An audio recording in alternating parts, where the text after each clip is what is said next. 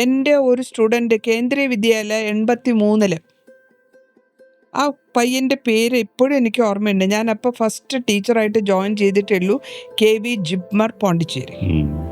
ഒരു സ്റ്റുഡൻറ്റ് ആദ്യത്തെ ഇൻവിജിലേഷനാണ് ഞാൻ ക്ലാസ്സിൽ ചെയ്യുന്ന പരീക്ഷ ടൈമിൽ. ഇവൻ ബിറ്റ് എഴുതി പിടിച്ചു, മനസ്സിലായി എനിക്ക്. അപ്പം ഞാൻ ഫസ്റ്റ് എക്സ്പീരിയൻസ് ആണ് സ്കൂളിലും, അതും ജിപ്മർ ക്യാമ്പസിൻ്റെ അകത്തുള്ള കേന്ദ്ര വിദ്യാലയം. ഞാൻ ഇൻഫർമേഷൻസ് കൊടുത്തു. ഇൻവിജിലേറ്റർ എന്നുള്ള ലെവലിൽ നമുക്കൊന്നും ചെയ്യാൻ പറ്റില്ല, പ്രിൻസിപ്പളോട് അറിയിക്കണം.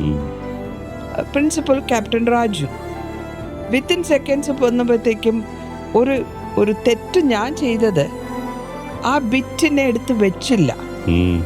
ഇവൻ കൂളായിട്ട് അത് വായിലിട്ട് അങ്ങോട്ട് ഇറക്കി. എൻ്റെ ഫസ്റ്റ് ഇയർ ആണ്.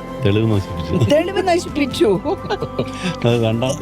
അല്ല, അത് രണ്ടാമത്തെ മിസ്റ്റേക്ക് സൈഡിൽ നിന്ന് കണ്ടുപിടിച്ചു. അതിനെ എടുത്ത് കയ്യിൽ വെച്ചിട്ട് പ്രൂഫായിട്ട് കൊടുക്കണം എന്നുള്ളത് എനിക്ക് അറിയില്ലായിരുന്നു. വളരെ ആദ്യത്തെ എക്സ്പീരിയൻസ് ആണ്. സാർ വന്ന് ചോദിച്ചു, എവിടെ മാഡം? ഇല്ല, അവനത് തിന്നുപോയി. അപ്പം എൻ്റെ അടുത്ത് വാൺ ചെയ്തിട്ട് പോയി, ഇങ്ങനെയല്ല പറയേണ്ടത്, അങ്ങനെ ഉണ്ടെങ്കിൽ അത് എടുത്തു വെച്ചോളൂ എന്നിട്ട്. അപ്പം I learned a lesson there. അത് കഴിഞ്ഞിട്ട് പിന്നെ ഞാൻ അവനെ വിളിച്ചു, സംസാരിച്ചു, മോനെ എന്താ പ്രശ്നം വീട്ടിലത്തെ. അപ്പം എനിക്ക് ആ കുട്ടിയോട് വിഷമം തോന്നി. എന്തെങ്കിലും ഒരു കാരണം ഇല്ലാണ്ട് ഇത് ചെയ്യില്ലല്ലോ. പിന്നെ അവൻ എൻ്റെ ബെസ്റ്റ് ഫ്രണ്ടായി സ്കൂളിൽ. അത് കഴിഞ്ഞ ശേഷം പിന്നെ ഒരിക്കലും അങ്ങനത്തെ ഒരു ഹാബിറ്റ്സ് നടന്നിട്ടില്ല.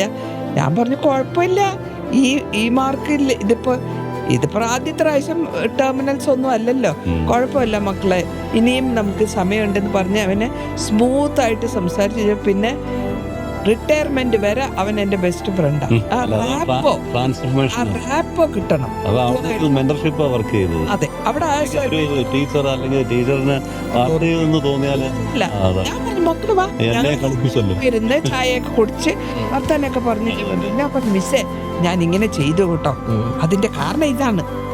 ഞാൻ പറഞ്ഞു, കുഴപ്പമില്ല, ഇതൊന്നും വലിയ കാര്യമില്ല എന്നൊക്കെ പറഞ്ഞ് സമാധാനിപ്പിച്ച. പിന്നെ അവന് ലൈഫിൽ അങ്ങനത്തെ ഒരു കാര്യം ചെയ്യണമെന്ന് തോന്നില്ല. അപ്പോഴും മെൻറ്ററാണോ ടീച്ചറാണോ അല്ല അവൻ്റെ ഫ്രണ്ടാണോ എനിക്കിതൊന്നും അറിയില്ല. ബട്ട് ഈവൻ നൗ എൻ്റെ സ്റ്റുഡൻസിൻ്റെ കൂടെ, ആൾക്കാരുടെ കൂടെ എൻജോയ് ചെയ്ത് ഞാൻ സംസാരിച്ച് പോകുമ്പോൾ ഐ ഗെറ്റ് എ ഹാപ്പിനെസ് മനസ്സിൽ.